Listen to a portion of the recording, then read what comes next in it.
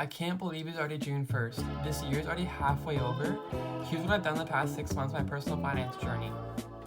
One of the most important accounts that I started this year was an emergency fund. Starting in January 1st, it did not exist as I was $0.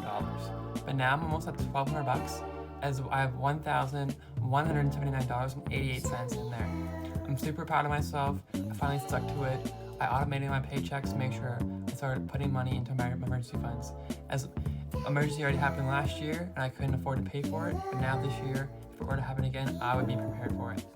And now for my investments, my TFSA, I started with $50 this year and didn't really invested a whole lot, to be honest. This year has been not my main focus. I only have $382 in it and 67 cents towards my investments this year. It's not my main focus. This is my main focus coming up in the next one. This was my top priority at the beginning of the year. It was my computer that I financed, my MacBook. So at the beginning of the year, I had owed $1,726.33 at a 7.92% interest rate that I financed it. One of the biggest mistakes I made so far in my personal finance journey. But now, June 1st, it's at $0. I paid it off a long time ago. I made sure I was aggressive.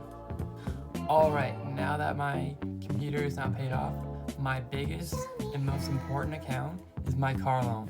I want it paid off as soon as possible so I can be debt free. So now, January 1st, it was at $19,410.73. But it was also at a 7.25 interest rate, so there was more money on top of that over time.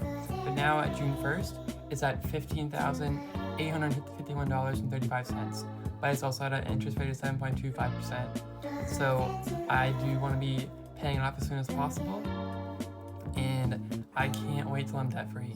So that's my main focus for the next 6 months until it's debt free and paid off. I cannot wait for that to happen. So that was my last 6 months I was focusing on.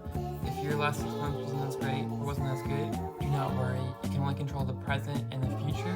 So make sure you start looking at the last 6 months of the year to make sure it's beneficial and it's a good 2025. So let's go. If you like personal finance content, make sure you drop a follow as I post personal finance content every single day.